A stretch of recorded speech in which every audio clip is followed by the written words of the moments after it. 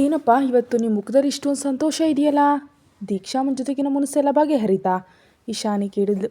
ಅದೆಲ್ಲ ಒಂದು ರಾತ್ರಿಗಿಂತ ಹೆಚ್ಚು ಕಾಲ ಇರೋದಿಲ್ಲ ಮಗಳೇ. ಹ್ಞೂ ಆದರೂ ಪಾಪ ದಚ್ಚು ಅಷ್ಟೊಂದು ಹೊಡಿಬಾರ್ದಾಗಿತ್ತು. ಹಾಗೇನು ಅವಳು ಅಷ್ಟು ಪಾಪದವಳಲ್ಲ. ಆ ವಿಶ್ವನಾಥನ ರಕ್ತ ಅಲ್ವಾ, ಸ್ವಲ್ಪ ಹೊಡೆದಾಟದ ಬುದ್ಧಿ ಅವಳಲ್ಲೂ ಇದೆ. ಹೊಡೆತ ತಿನ್ನೋವರೆಗೂ ಸುಮ್ಮನಿರಲ್ಲ ಅಂತ ಒಂದೊಂದೇ ಮಾತಾಡ್ತಿದ್ರೆ ಏಟು ಬಿಡದೆ ಇರುತ್ತಾ ಮಗಳೇ? ಅಮ್ಮ ಅಷ್ಟೊಂದು ಏನು ಹೇಳಿದ್ಲು ಅಂತ ಸ್ವಲ್ಪ ಹೇಳ್ತೀರಾ? ಹೋಗು ಅವಳು ಪ್ರೀತಿ ಹರಟೆ ಕೇಳೋದಕ್ಕೆ ಬಂದಿದ್ದಾಳೆ. ವಿಕ್ರಮ್ ನಗ್ತ. ಅವಳು ವಿಕ್ರಮ್ನನ್ನು ನೋಡಿ ಮುಖ ಸಿಂಡರಿಸಿದ್ಲು. ಓಹೋ, ಅಷ್ಟರಲ್ಲೇ ಅಪ್ಪನ ಕಂದನಿಗೆ ಮುನಿಸ್ ಬಂತಾ? ಅದೆಲ್ಲ ನಿನ್ನ ಹತ್ರ ಹೇಳೋದಕ್ಕಾಗಲ್ಲ, ಅದಕ್ಕೆ ಹಾಗಂದೆ ಅಷ್ಟೇ. ಒಂದು ಸಲ ನಗು ಮಗಳೇ. ಅಪ್ಪನ ಬಂಗಾರ ನಗುವುದನ್ನು ನೋಡೋದಕ್ಕೆ ಎಷ್ಟು ಚೆಂದ ಗೊತ್ತಾ? ಅಪ್ಪ ಸಾಕು ಮಾಡಿ ನಿಮ್ಮ ನೈಸ್ ಹೊಡೆಯೋದು ಅಂತ ಅವಳು ವಿಕ್ರಮ್ನ ಹೊಟ್ಟೆಗೆ ಮೆಲ್ಲನೆ ಒಂದು ಗುದ್ದಿದ್ಲು. ಅಲ್ಲ, ಎಲ್ಲಿ ಹೋದರೂ ನಿಮ್ಮ ರಾಣಿ ಅಮ್ಮಮ್ಮ ಮತ್ತು ಆ ಭೀಮಸೇನರು. ಅಪ್ಪ ನನ್ನ ತಮ್ಮಂದಿರನ್ನ ಸುಮ್ಮನೆ ಬೇಡದ ಹೆಸರಿನಿಂದ ಕರಿಬೇಡಿ ಆಯಿತಾ? ಅಯ್ಯೋ ನಾನೇನು ಅನ್ನಲಿಲ್ಲಪ್ಪ. ಅಲ್ಲ, ಎಲ್ಲರೂ ಎಲ್ಲಿ ಹೋದರೂ? ದೇವಸ್ಥಾನಕ್ಕೆ ಹೋಗಿದ್ದಾರೆ. ಇವತ್ತು ಶನಿವಾರ ಅಲ್ವಾ, ಹಾಗಾಗಿ ಅಯ್ಯಪ್ಪ ಸ್ವಾಮಿ ದೇವಸ್ಥಾನದಲ್ಲಿ ಅಪ್ಪನ ಹೆಸರಿನಲ್ಲಿ ನೀರಾಜನ ಸೇವೆ ಮಾಡಿಸ್ಬೇಕು ಅಂತ ಹೇಳ್ತಿದ್ರು. ನಿಮ್ಮ ಅಮ್ಮನ ಕೆಲಸಗಳೇ ಹೀಗೆ ಅಂತ ವಿಕ್ರಮ್ ನಗ್ತಿದ್ದಾಗಲೇ ದೀಕ್ಷಾ ಮತ್ತು ಮಕ್ಕಳು ಬಂದರು. ದೀಕ್ಷಾ ಬಿಳಿ ಬಣ್ಣದ ಸೀರೆಯಲ್ಲಿ ಕೊಂಗೊಳಿಸ್ತಾ ಇದ್ಲು. ಮಕ್ಕಳು ಕೂಡ ಜುಬ್ಬವನ್ನು ಧರಿಸಿದ್ರು. ವಿಕ್ರಮ್ನ ಕಣ್ಣುಗಳು ದೀಕ್ಷಾಳ ಮೇಲಿದ್ವು. ಈಗಲೂ ಅವಳು 20 ವರ್ಷದ ಹುಡುಗಿಯಂತೆ ಇದ್ದಾಳೆ. ವಿಕ್ರಮ್ ಅವಳನ್ನ ಪ್ರೀತಿಯಿಂದ ನೋಡ್ತಿದ್ದ. ಅಷ್ಟರಲ್ಲಿ ಆ ಮೂವರು ಮಕ್ಕಳು ಒಟ್ಟಿಗೆ ಗಂಟಲು ಸರಿಪಡಿಸ್ಕೊಂಡು ಶಬ್ದ ಮಾಡಿದಾಗ ವಿಕ್ರಮ್ ದೀಕ್ಷಾಳ ಮೇಲಿನ ದೃಷ್ಟಿ ತೆಗೆದ. ಅಮ್ಮನನ್ನೇ ನೋಡೋದಲ್ಲದೆ ಸುಂದರವಾಗಿರೋ ನಮ್ಮನ್ನು ಕೂಡ ಸ್ವಲ್ಪ ನೋಡಬಾರ್ದೆ ಅಪ್ಪ ಅಂತ ಅಪ್ಪು ಕೇಳಿದಾಗ ಎಲ್ಲರೂ ನಕ್ಕಿದ್ರು. ಅಲ್ಲ, ನೀವು ನಿಮ್ಮ ಅಮ್ಮನಿಗೆ ಅಂಗರಕ್ಷಕರಾಗಿ ಹೋಗಿದ್ದೀರಾ? ಇಲ್ಲಪ್ಪ, ನಾವು ದೇವಸ್ಥಾನಕ್ಕೆ ಹೋಗಿದ್ವು. ಲೇ ಕಳ್ಳ, ನೀನು ಆ ಪೂಜಾಳನ್ನು ನೋಡೋದಕ್ಕೆ ತಾನೇ ದೇವಸ್ಥಾನಕ್ಕೆ ಬಂದಿದ್ದು. ಅಪ್ಪುವನ್ನ ಛೇಡಿಸ್ತಾ. ಪೂಜಾನಾ? ಯಾವ ಪೂಜಾ? ಲೇ ಆದಿ, ಇವನಿಗೆ ಪೂಜಾ ಯಾರು ಅಂತ ಗೊತ್ತಿಲ್ವಂತೆ. ನಾವೇ ತೋರಿಸ್ಕೊಡೋಣವಾ? ಅಮ್ಮ, ನಿಮ್ಮ ಫೋನ್ ಒಂದು ನಿಮಿಷ ಕೊಡಿ. ಅದರಲ್ಲಿ ಇನ್ಸ್ಟಾಗ್ರಾಮ್ನಲ್ಲಿ ಪೂಜಾ ಇದ್ದಾಳೆ. ಅವಳು ದೊಡ್ಡ ಇನ್ಸ್ಟಾ ರೀಲ್ ಸ್ಟಾರ್. ಅಪ್ಪು ಹಲ್ಲು ಕಡಿಯುತ್ತಾ ಅವರಿಬ್ಬರನ್ನ ನೋಡ್ತಿದ್ದ. ದೀಕ್ಷಾ ಮತ್ತು ಇಶಾನಿ ಕಣ್ಣಳಿಸಿ ನೋಡ್ತಿದ್ರು. ಅಷ್ಟರಲ್ಲಿ ವಿಕ್ರಮ್ನ ಧ್ವನಿ ಗಂಭೀರವಾಗಿ ಕೇಳಿಸ್ತು. ಅಪ್ಪು ಇಲ್ಲಿ ಬಾ ಅಂತ ವಿಕ್ರಮ್ ಗಂಭೀರವಾಗಿ ಕರೆದಾಗ ಎಲ್ಲರೂ ಸ್ವಲ್ಪ ಹೆದರಿದ್ರು. ತಮಾಷೆಗೆ ಹೇಳಿದಿಷ್ಟು ಗಂಭೀರವಾಯಿತೇ ಅಂತ ಅಕ್ಕು ಮತ್ತು ಆದಿಗನಿಸ್ತು. ಅಪ್ಪು ಹೆದರ್ತಾ ವಿಕ್ರಮ್ನ ಹತ್ರ ಹೋದ. ನೀನು ಯಾಕೆ ಶಾಲೆಗೆ ಹೋಗ್ತಿರೋದು? ಕೇಳಿದ್ದು ಕೇಳಿಸ್ಲಿಲ್ವಾ? ಓದಲಿಕ್ಕೆ. ಹಾಗಾದರೆ ಈಗ ಕೇಳ್ತಾ ಇರೋದೇನು? ಏನಿದು? ಅಪ್ಪ, ನಾವು ಸುಮ್ಮನೆ ತಮಾಷೆಗೆ ಅಪ್ಪನ ಕಾಲೆಳಿತಿದ್ವು. ಸಾಕು, ನಾನು ನಿಮ್ಮನ್ನು ಕೇಳ್ತಿಲ್ಲ. ಅಪ್ಪುವಿನ ಕಣ್ಣು ತುಂಬಿ ಬಂದಿದ್ದನ್ನು ಕಂಡು ದೀಕ್ಷಾಳಿಗೆ ಬೇಸರ ಆಯಿತು. ನನ್ನ ಪ್ರಶ್ನೆಗೆ ಉತ್ತರ ಸಿಗಲಿಲ್ಲ ಅಪ್ಪು. ವಿಕ್ರಮ್ ಅವರೇ, ಸಾಕ್ಬಿಡಿ. ಇವನೇನೋ ಹೇಳಿದ್ದಕ್ಕೆ ನೀವು ಯಾಕೆ ಮಗುವನ್ನು ಬೈತೀರಾ ಅಂತ ದೀಕ್ಷಾ ಹೇಳೋಷ್ಟರಲ್ಲಿ ಅಪ್ಪು ಹತ್ತು ಬಿಟ್ಟಿದ್ದ. ಯಾಕಂದರೆ ವಿಕ್ರಮ್ ಬೈದರೆ ಆ ಮೂವರಿಗೂ ಸಹಿಸೋದಕ್ಕಾಗ್ತಾ ಇರಲಿಲ್ಲ. ಅಯ್ಯೋ, ಇಷ್ಟೇನಾ ನನ್ನ ಅಪ್ಪು ಅಂತ ವಿಕ್ರಮ್ ಅವನನ್ನು ಎತ್ತಿ ಮಡಿಲಲ್ಲಿ ಕೂರಿಸ್ಕೊಂಡ. ತಕ್ಷಣ ಅವನು ವಿಕ್ರಮ್ನ ಕೊರಳಿಗೆ ಮುಖ ಮುಚ್ಕೊಂಡ. ಅಯ್ಯೋ, ಹೀಗಳೋ ಹುಡುಗನನ್ನು ಯಾವ ಹುಡುಗಿ ತಾನೇ ಪ್ರೀತಿಸ್ತಾಳೆ? ಅಪ್ಪನಾಗೆ ಗಟ್ಟಿಯಾದ ಗಂಡಸಾಗಬೇಕು ಗೊತ್ತಾ ಅಲ್ವಾ ದೀಕ್ಷಾ ಅಂತ ವಿಕ್ರಮ್ ಕೇಳಿದಾಗ ಅವಳು ಕಣ್ಣು ಕಿಕ್ಕರಿಸಿದ್ಲು. ಅದನ್ನು ಕಂಡು ಎಲ್ಲರೂ ನಕ್ಕಿದ್ರು. ಅಪ್ಪ ಬೈದಾಗ ಹೆದರಿ ಹೋದೇನೋ ನನ್ನಪ್ಪು? ಹ್ಞೂ ಅಪ್ಪ ಸುಮ್ಮನೆ ತಮಾಷೆ ಮಾಡಿದ್ದು ಕಂದ. ಅಪ್ಪ, ಅಪ್ಪುಗೆ ಅಂಥದ್ದೇನೂ ಇಲ್ಲ. ಇವನು ಯಾವಾಗಲೂ ಅಮ್ಮನ ಫೋನ್ ತೆಗೆದುಕೊಂಡು ಆ ಹುಡುಗಿಯ ರೀಲ್ಸನ್ನು ನೋಡ್ತಾ ಇರ್ತಾನೆ. ಅವಳು ನಮ್ಮ ಕ್ಲಾಸ್ನಲ್ಲೇ ಇದ್ದಾಳೆ, ಅದಕ್ಕೆ ನಾವು ಸುಮ್ಮನೆ ಛೇಡಿಸಿದ್ವು. ಆಯ್ತಾಯಿತು, ತಲೆಯಲ್ಲಿ ಇನ್ನೂ ಸರಿಯಾಗಿ ಕೂದಲು ಬೆಳೆದಿಲ್ಲ. ಅದಕ್ಕಾಗಲೇ ಪ್ರೇಮ ಗೀಮ ಅಂತೆಲ್ಲ ಬಂದರೆ ಚೆನ್ನಾಗಿ ಹೊಡಿತೀನಿ, ನೆನಪಿರಲಿ. ಹೋಗಿ ಮೊದಲು ಓದಿ, ಆಮೇಲೆ ಪ್ರೇಮದ ಬಗ್ಗೆ ನೋಡೋಣ. ಅರ್ಥ ಆಯ್ತಾ ಮೂವರಿಗೂ? ಹ್ಞೂ ಅಂತ ಮೂವರು ಒಪ್ಕೊಂಡ್ರು. ಅಂದಹಾಗೆ ಎಲ್ರಿಗೂ ಒಂದು ವಿಷಯ ಹೇಳ್ತೀನಿ. ನಾಳೆ ವಿಘ್ನೇಶ್ ಮತ್ತು ಅವರ ಅಪ್ಪ ಅಮ್ಮ ಇಲ್ಲಿಗೆ ಬರ್ತಿದ್ದಾರೆ, ಅಧಿಕೃತವಾಗಿ ಹುಡುಗಿ ನೋಡೋ ಕಾರ್ಯಕ್ರಮಕ್ಕೆ. ಆ ಮಾತು ಕೇಳಿದ ತಕ್ಷಣ ಇಶಾನಿ ಹೃದಯ ನಡುಕ್ತು. ಅವಳ ಕಣ್ಣಿನ ಆತಂಕವನ್ನು ತಮ್ಮಂದಿರು ಗಮನಿಸಿದ್ರು. ಆ ಮಕ್ಕಳಿಗೆ ತುಂಬಾ ನೋವಾಯಿತು. ಅಪ್ಪ, ಅವರು ಯಾಕೆ ಹುಡುಗಿ ನೋಡೋದಕ್ಕೆ ಬರ್ತಾರೆ? ಅಕ್ಕನನ್ನು ಅವರು ನೋಡೇ ಇಲ್ವಾ? ಸಾಮಾನ್ಯವಾಗಿ ನೋಡೋದಕ್ಕೂ ಇದಕ್ಕೂ ವ್ಯತ್ಯಾಸ ಇದೆ ಆದಿ. ಎಲ್ಲದಕ್ಕೂ ಅದರದ್ದೇ ಆದ ಸಂಪ್ರದಾಯ ಇರುತ್ತೆ ಅಲ್ವೇ? ಹ್ಞೂ, ನಿಮ್ಮ ಮಾತು ಕೇಳಿದ್ರೆ ನೀವು ಅಮ್ಮನ ಜಾತಕ ನೋಡಿ ಮನೆಯವರ ಒಪ್ಪಿಗೆ ಪಡೆದು ಮದುವೆ ಆಗಿದ್ದೀರಿ ಅಂತ ಅನಿಸುತ್ತೆ ಅಂತ ಅಕ್ಕು ಮೆಲ್ಲನೆ ಗೊಣಗಿದ್ದ. ವಿಕ್ರಮ್ ಕೇಳಿಸ್ಕೊಂಡ್ಬಿಟ್ಟ. ಅಕ್ಕು, ನಾವು ಮದುವೆಯಾದ ಸನ್ನಿವೇಶವೇ ಬೇರೆ. ಅಮ್ಮ ಹೇಳಿದ ಕತೆಗಳೆಲ್ಲ ನಿಮಗೆ ಗೊತ್ತಿದೆ ಅಲ್ವೇ? ಇದು ಹಾಗಲ್ಲ. ನಾಳೆ ನಿಮ್ಮ ಅಕ್ಕನನ್ನು ನೋಡೋದಕ್ಕೆ ಬರ್ತಾರೆ. ನಾವು ಮಾತು ಕೊಡ್ತೀವಿ, ಒಳ್ಳೆ ದಿನ ನೋಡಿ ನಿಶ್ಚಿತಾರ್ಥ, ನಂತರ ಮದುವೆ. ನಮ್ಮ ಅಕ್ಕ ನಮ್ಮನ್ನೆಲ್ಲ ಬಿಟ್ಟು ಬೇರೆ ಮನೆಗೆ ಹೋಗೋದಕ್ಕೆ ಇನ್ನು ಕೆಲವೇ ದಿನಗಳು ಬಾಕಿ ಇವೆ ಅಷ್ಟೆ.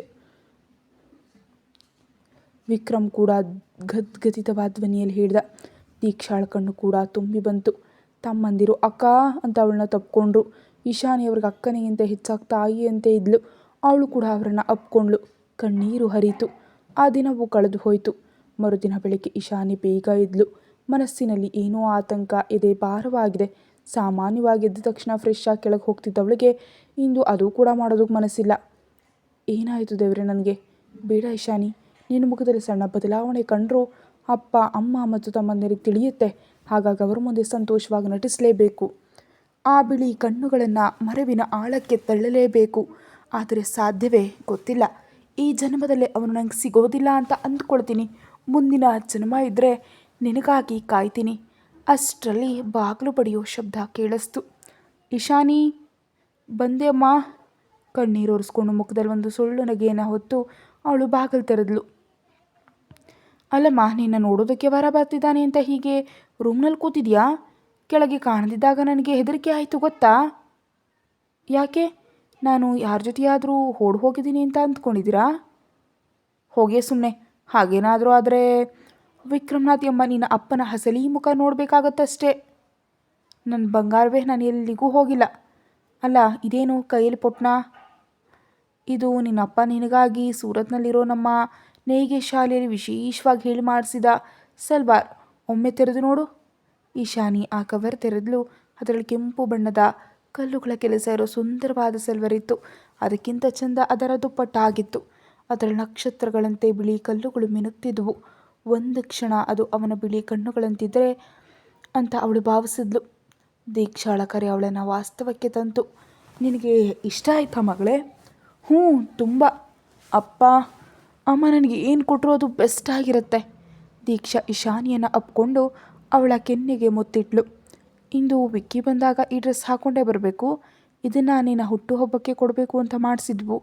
ಆದರೆ ಇಂದು ನಿನ್ನ ಜೀವನದ ಹೊಸ ಆರಂಭದ ಮೊದಲ ಹಂತ ಅಲ್ವಾ? ಹಾಗಾಗಿ ಹಿಂದೆ ಕೊಡೋಣ ಅನ್ನಿಸ್ತು. ಇಶಾನಿ ಮೆಲ್ಲನೆ ನಕ್ಕದ್ಲು. ಹೌದು, ತನ್ನ ಜೀವನದಲ್ಲಿ ಇನ್ನೊಬ್ಬ ವ್ಯಕ್ತಿ ಬರಲಿದ್ದಾನೆ.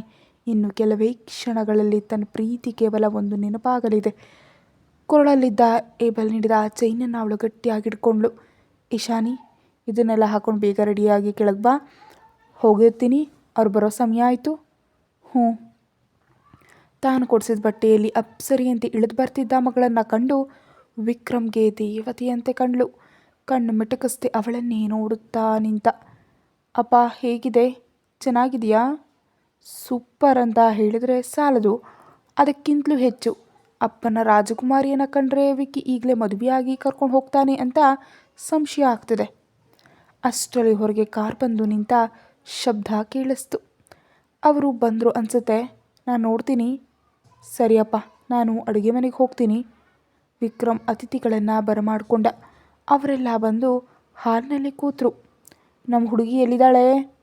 ಹರಿ ಕೇಳಿದ್ರು. ನೀವು ಬಂದದನ್ನು ಕಂಡು ಅಡುಗೆ ಮನೆಗೆ ಹೋದ್ಲು, ನಾನು ಕರೀತೀನಿ ಅಂತ ವಿಕ್ರಮ್ ಎದ್ದ. ವಿಕ್ಕಿ ಅತ್ತಿತ್ತ ನೋಡ್ತಿದ್ದ. ಎಲ್ಲವೂ ತುಂಬ ಅಚ್ಚುಕಟ್ಟಾಗಿತ್ತು. ಅಷ್ಟರಲ್ಲಿ ಮೆಟ್ಟಿಲಿಳಿದು ಬರ್ತಿದ್ದ ಮಕ್ಕಳನ್ನು ಕಂಡು ಅವನು ನಗ್ತ. ಅವರಿಗೆ ಅಷ್ಟಾಗಿ ಇಷ್ಟ ಆಗ್ತಿದ್ರು ಸೌಜನ್ಯಕ್ಕೆ ನಕ್ಕಿದ್ರು. ಅಷ್ಟರಲ್ಲಿ ಬೆಳ್ಳಿಯ ಗೆಜ್ಜೆಯ ನಾದ ಕೇಳಿಸ್ತು. ಆ ಶಬ್ದ ಬಂದ ಕಡೆ ವಿಕ್ಕಿ ನೋಡ್ದ. ಕೆಂಪು ಸಲ್ವಾರ್ನಲ್ಲಿ ಯಾವುದೋ ಶಿಲ್ಪಿಯು ಕೆತ್ತಿದ ಶಿಲ್ಪದಂತೆ ಕಂಡ್ಲು ಇಶಾನಿ. ಅಷ್ಟು ಸುಂದರಿಯಾಗಿದ್ದ ಅವಳನ್ನೇ ಅವನು ರೆಪ್ಪೆ ಬಿಡದೆ ನೋಡ್ತಿದ್ದ. ಸಾಕಪ್ಪ, ನೋಡಿದ ಸಾಕು ಅಂತ ಹರಿ ಅವನ ಕಿವಿಯಲ್ಲಿ ಹೇಳಿದಾಗಲೇ ಅವನಿಗೆ ತಾನು ಅವಳನ್ನೇ ನೋಡ್ತಾ ಕೂತಿದ್ದೆ ಅಂತ ಅರಿವಾದದ್ದು. ಅವನಿಗೆ ಮುಜುಗರ ಆಯಿತು. ಅಷ್ಟರಲ್ಲಿ ಅವಳು ಚಹಾದ ಟ್ರೇ ಹಿಡಿದು ಬಂದಳು. ಅವಳು ಕೆಳಗೆ ನೋಡ್ತಾ ನಿಂತಿದ್ಲು.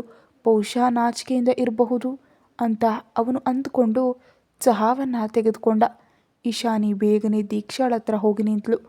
ಹಸಿವಿಲ್ಲದೆ ಹೃದಯ ಬಡ್ಕೊಳ್ತಿತ್ತು. ಏನೋ ಒಂದು ಚಡಪಡಿಕೆ. ಅಲ್ಲಿ ನಡೀತಿದ್ದ ಮದುವೆ ಚರ್ಚೆಗಳು ಅವಳಿಗೆ ಕೇಳಿಸ್ತಿರ್ಲಿಲ್ಲ. ಮನಸ್ಸು ಯಾವುದೋ ಲೋಕದಲ್ಲಿದೆ. ಹಾಗಾದರೆ ಈಗ ಹುಡುಗ ಮತ್ತು ಹುಡುಗಿ ಒಂಟಿಯಾಗಿ ಮಾತಾಡಲಿ ಅಲ್ವಾ ವಿಕ್ರಮ್? ಓ, ಅದಕ್ಕೇನಂತೆ ಮಗಳೇ? ವಿಕ್ಕಿ ಅವ್ರನ್ನ ಕರ್ಕೊಂಡು ಮೇಲೆ ಹೋಗು. ಇಶಾನಿಗೆ ಏನು ಮಾಡಬೇಕಂತ ತಿಳಿಯಲಿಲ್ಲ. ಆಗ ಅಕ್ಕುವಿನ ಧ್ವನಿ ಕೇಳಿಸ್ತು. ಇವರು ಮೊದಲೇ ಪರಿಚಯ ಇರೋರಲ್ವೇ, ಇನ್ನು ಏನು ಮಾತಾಡಬೇಕು? ಅಕ್ಕು ಹೇಳಿದ ತಕ್ಷಣ ಎಲ್ಲರೂ ಒಂದು ಕ್ಷಣ ಸುಮ್ಮನಾದರು. ನಂತರ ನಗೆ ಅಲೆ ಎದ್ದಿತ್ತು. ಅಕ್ಕು ಹೇಳಿ, ಸರಿ, ನಮಗೆ ಮೊದಲೇ ಪರಿಚಯ ಇದೆಯಲ್ವೇ ವಿಕ್ಕಿ?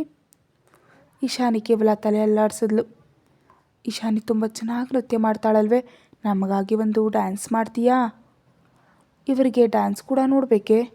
ಅಪ್ಪು ಆದಿ ಕಿವಿಯಲ್ಲಿ ಹೇಳ್ದ. ನೃತ್ಯದಲ್ಲಿ ಅಮ್ಮನೇ ಮಗಳಿಗೆ ಗುರು ಅಂತ ವಿಕ್ರಮ್ ಹೆಮ್ಮೆಯಿಂದ ಹೇಳ್ದ. ಹಾಗಾದರೆ ಇಬ್ಬರು ಸೇರಿ ಒಂದು ಡ್ಯಾನ್ಸ್ ಮಾಡಿ ಅಂತ ವಿಕ್ಕಿಯ ಅಮ್ಮ ಜಯ ಹೇಳಿದ್ರು. ದೀಕ್ಷಾ, ನೀವಿಬ್ಬರು ಸೇರಿ ಘನಶ್ಯಾಮ ಬೃಂದಾರಣಿ ಮಾಡಿಗೆ ನೃತ್ಯ ಮಾಡಿ, ಅದು ನಿಮ್ಮ ಮಾಸ್ಟರ್ ಪೀಸ್ ಅಲ್ವಾ? ವಿಕ್ರಮ್ ಹಿಡಿದಾಗ ಇಬ್ಬರು ಒಪ್ಪಿದ್ರು. ವಿಕ್ರಮ್ ಫೋನಲ್ಲಿ ಆ ಹಾಡನ್ನು ಹಾಕ್ತಾ ಇಬ್ಬರು ಅದ್ಭುತವಾಗಿ ನೃತ್ಯ ಮಾಡಿದ್ರು. ಕೊನೆ ಸಾಲುಗಳಲ್ಲಿ ಇಶಾನಿ ತನ್ನ ದುಪ್ಪಟ್ಟವನ್ನು ತಿರುಗಿಸಿ ಸ್ಟೆಪ್ ಮಾಡಲು ಹೋದಾಗ ಎಲ್ಲಿಂದಲೋ ಬಂದು ಗಾಳಿಗೆ ಆ ದುಪ್ಪಟ್ಟ ಅವಳ ಕೈಯಿಂದ ಜಾರು ಹೋಯಿತು. ತಕ್ಷಣ ಮುಖ್ಯ ಬಾಗಿಲಿಂದ ಒಳಗೆ ಬಂದ ಒಬ್ಬ ವ್ಯಕ್ತಿ ಮುಖಕ್ಕೆ ಆ ಕೆಂಪು ದುಪ್ಪಟ್ಟ ಮುಚ್ಕೊಳ್ತು.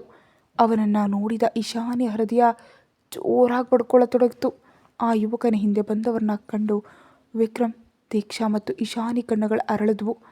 ಖ್ಯಾತಿ ಆಂಟಿ, ಅವಳ ತುಟಿಗಳು ಮಂತ್ರಿಸಿದ್ವು. ಅವಳ ದೃಷ್ಟಿ ಮತ್ತೆ ಆ ದುಪ್ಪಟ್ಟದಿಂದ ಮುಖ ಮುಚ್ಕೊಂಡು ಅವನ ಕಡೆ ಇತ್ತು. ಅವನು ಯಾರು ಅಂತ ತಿಳಿಯಲು ಅವಳ ಹೃದಯ ತುಳಿತಿತ್ತು. ತಾನು ಯಾಕಿಷ್ಟು ಆತರ ಪಡ್ತಿದ್ದೀನಿ? ಅವಳ ಕಣ್ಣುಗಳು ಅವನ ಮೇಲೆಯೇ ನೆಟ್ಟಿದ್ವು. ಇಶಾನಿ, ವಿಕ್ರಮ್ ಕರೆದಾಗ ಅವಳು ಎಚ್ಚರಗೊಂಡ್ಳು. ಹೇಳಿಯಪ್ಪ, ಹೋಗಿ ಆ ದುಪ್ಪಟ್ಟವನ್ನು ತಗೋ. ಅವಳು ನಡುಗೋ ಹೆಜ್ಜೆಗಳೊಂದಿಗೆ ಅವನ ಹತ್ರ ಹೋದ್ಲು. ಹೃದಯ ಬಡಿತ ಹೆಚ್ಚಾಯಿತು. ಯಾವುದೋ ಆತ್ಮೀಯ ವಸ್ತು ಸಿಕ್ಕಂಥ ಭಾವನೆ.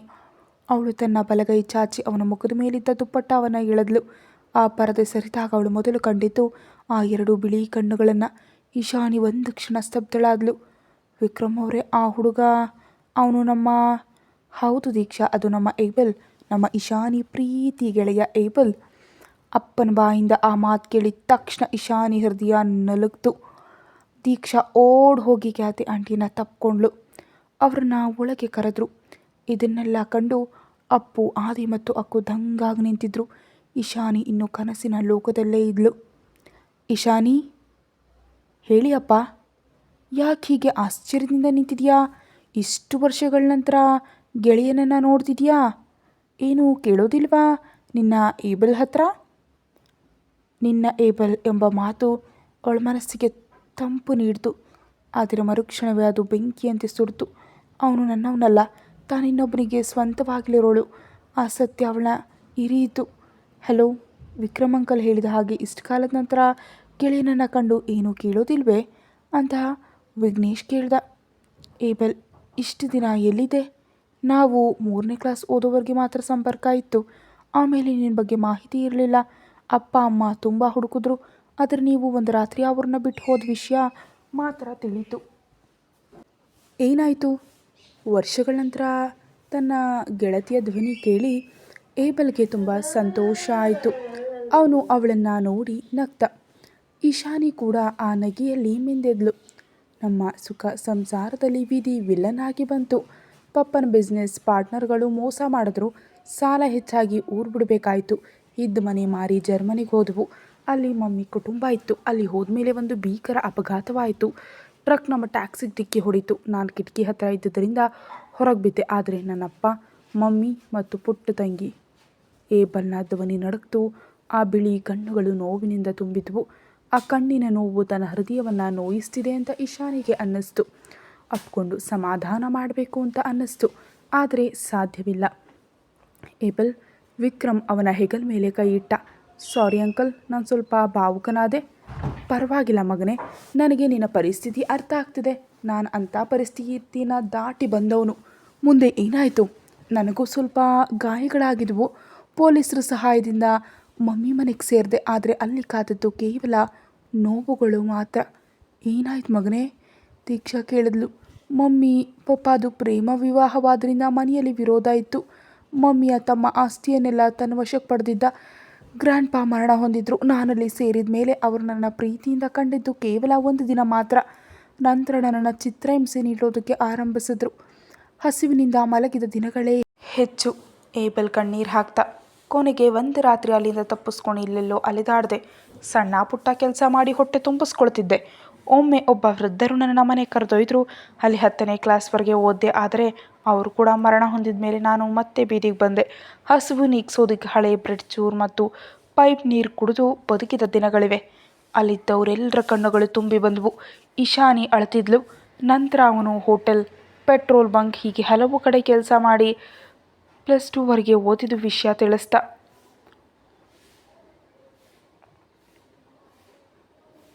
ಕೊನೆಯಲ್ಲಿ ಕ್ಯಾತಿ ಆಂಟಿ ಸಿಕ್ಕಿದ್ದರನ್ನ ಕರೆ ತಂದಿದ್ದನ್ನು ಹೇಳ್ದ. ಏಬಲ್ನ ದೃಷ್ಟಿ ಇಶಾನಿ ಮೇಲೆ ನೆಡ್ತು.